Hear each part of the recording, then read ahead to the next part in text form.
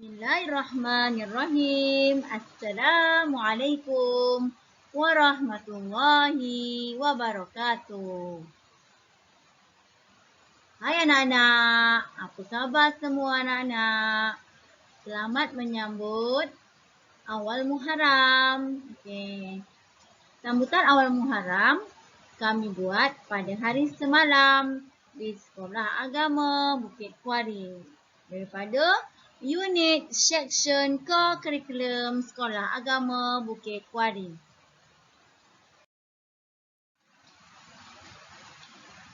Wah, istimewanya awal Muharram.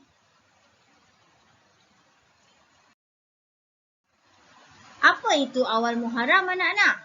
Anak-anak tahu apa itu awal Muharram? Awal Muharram adalah hari yang sangat penting kerana ia menandakan permulaan tahun baru untuk umat Islam. Pada 1 Muharramlah bermulanya kalender Islam. Dan juga selain itu untuk memperingati penghijrahan Nabi Muhammad SAW dari kota Mekah ke kota Madinah. Pada masa itu Nabi Muhammad telah berhijrah bersama-sama Saidina Abu Bakar As-Siddiq untuk pergi ke kota Madinah, manakala sahabatnya Saidina Ali radhiyallahu anhu telah menggantikan tempat tidurnya bagi mengaburi mata orang musyrikin yang ingin membunuh Nabi Muhammad sallallahu alaihi wasallam. Adik-adik, anak-anak, apakah amalan sunat dalam bulan Muharram? Adik-adik pasti dapat membayangkan di antara amalan sunat dalam bulan Muharram.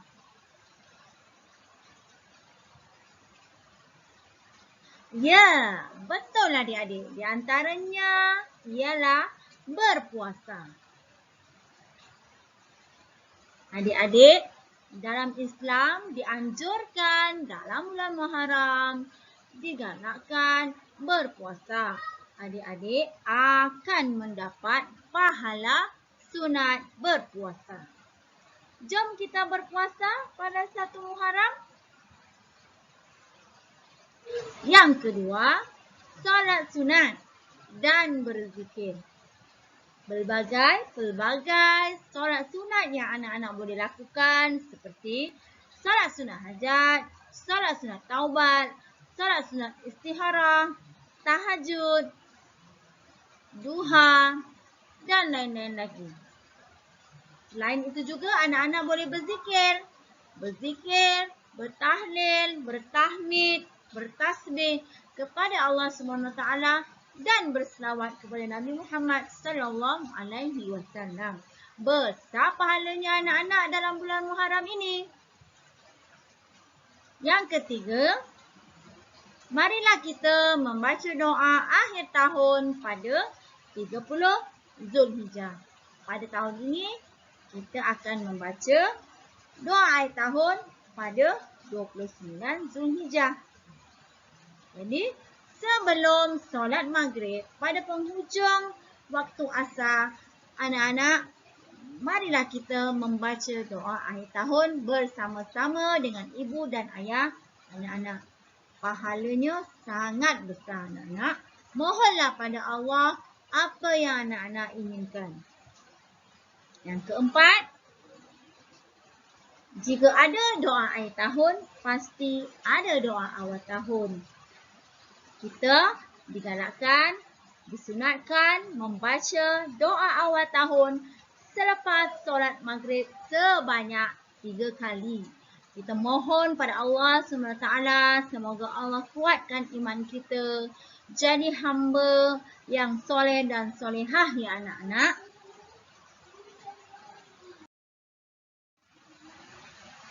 Anak-anak mesti ingin tahu peristiwa yang berlaku dalam bulan Muharram. Berbagai peristiwa yang telah dilalui oleh Nabi-Nabi terdahulu dan Nabi Muhammad SAW. Berbagai kisah cerita yang berlaku dalam bulan Muharram. Di antaranya yang pertama, Allah telah menjadikan bukit, bumi dan bintang pada hari 10 Muharram. Pada 10 Muharram, Allah telah menjadikan bukit, bumi dan bintang. Yang kedua, Nabi Ibrahim alaihissalam telah dilahirkan pada hari Ashura, iaitu bulan Muharram. Yang ketiga, Allah telah menciptakan Nabi Adam, Hawa, syurga, neraka pada hari Ashura, bulan Muharram. Pada masa itulah Allah SWT telah menjadikan manusia, iaitu Nabi Adam dan Hawa. Yang keempat, Allah telah memasukkan Nabi Adam alaihissalam ke dalam syurga. Yang kelima, Nabi Ibrahim terselamat dari api yang membakarnya. Pada masa itu, kaum musyrikin ingin membunuh Nabi Ibrahim, ingin menyiksa Nabi Ibrahim kerana tidak mahu mengikut agamanya. Maka ia ingin dibakar. Lalu Allah SWT telah menyelamatkan Nabi Ibrahim dalam bulan Muharram. Yang keenam, Fir'aun, Haman dan tenteranya telah ditenggelamkan dalam bulan Muharram oleh Allah SWT. Jangan tiru Fir'aun, Haman dan tenteranya. Seterusnya, yang ketujuh, dikembalikan kerajaan Nabi Sulaiman. Nabi Sulaiman telah dapat kembali kerajaannya. Yang ke-8, Nabi Adam alaihissalam telah mendapat murka daripada Allah SWT kerana telah memakan buah huldi. Allah SWT telah memberitahunya, semua buah-buahan dalam syurga ini kamu boleh makan, kecuali buah ini, buah huldi. Tetapi Nabi Adam telah dihasut oleh syaitan laknatullah supaya memakan buah itu. Lalu Nabi Adam dan Hawa dicampakkan ke bumi. Pada bulan Muharram, Allah telah menerima taubat Nabi Adam alaihissalam. Yang ke-9, Nabi Idris diangkat ke langit pada bulan Muharram. Yang ke-10, Nabi Yusuf dikeluarkan dari penjara. Dan yang ke-11, Nabi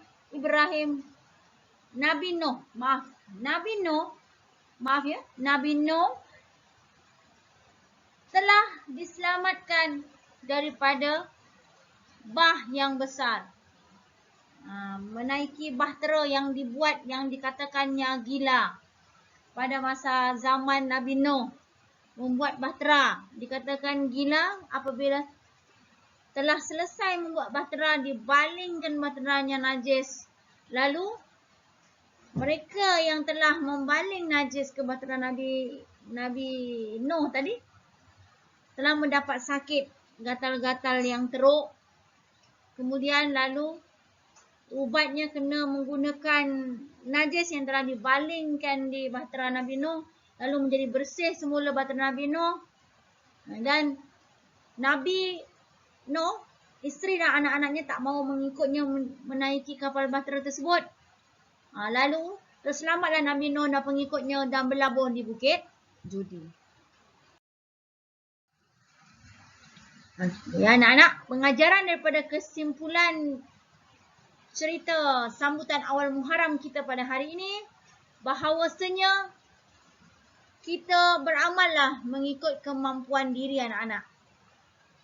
Para penonton, para pendengar yang mendengar video saya ni, beramallah mengikut kemampuan diri. Yang penting kita ada buat. Yang penting ikhlas kerana Allah SWT. Apa-apa pekerjaan yang kita buat ni, mesti ikhlas kerana Allah Ta'ala, niat kerana Allah SWT, baru dikira ibadah. Kalau tidak sia-sia, jadi beramal ikut kemampuan kita. Kalau kita tak boleh sembahyang berdiri, kita sembahyang duduk. Kalau kita tak boleh puasa cukup sebulan, kita puasa dalam sehari, 2 hari, 3 hari. Tak apa ya anak-anak, yang penting kita ada buat. Ikhlas kerana Allah SWT, Allah akan terima. Kemudian yang kedua, ajaklah ahli keluarga bersama-sama melakukan amal kebaikan. Kita ajak puasa, kita ajak dia berzikir sama-sama. Kita makan bersama-sama. Kan? Dapat pahala sunat. Ganjaran besar. Bila bulan lain kita buat kebaikan, dalam bulan Muharram kita buat kebaikan, lagi dapat berganda-ganda, berlipat kali ganda pahala ya. Okey, dan yang terakhir sekali, ambillah peluang tuan-tuan dan puan-puan, anak-anak sekalian, beribadah dalam bulan Muharram di samping memperingati sejarah Islam. Ambil peluang dalam bulan Muharram ni. Ambil peluang kita buat ibadah. Kita buat baik dengan orang. Orang susah kita tolong. Jangan kita ketawakan. Jangan kita biarkan. Jangan kita biarkan dia terpinggir. Kita tolong dia. Kita bantu dia. Kita santuni dia. Kita buat ibadah. Niat semua sekali itu kerana Allah SWT. Barulah dikira ibadah. Sambil kita memperingati perjuangan Nabi-Nabi kita dahulu, Nabi kita Muhammad SAW, para pejuang dahulu, sejarah Islam dahulu, mempertahankan agama Islam, memperjuangkan semua hak-hak Islam. Itu sahaja untuk saya pada kali ini. Saya harap pada awal tahun 1443 Hijrah ini, 1444 Hijrah ini, kita akan berazam supaya menjadi lebih baik daripada tahun lepas. Wabillahi taufiq wal hidayah. Wassalamualaikum warahmatullahi wabarakatuh.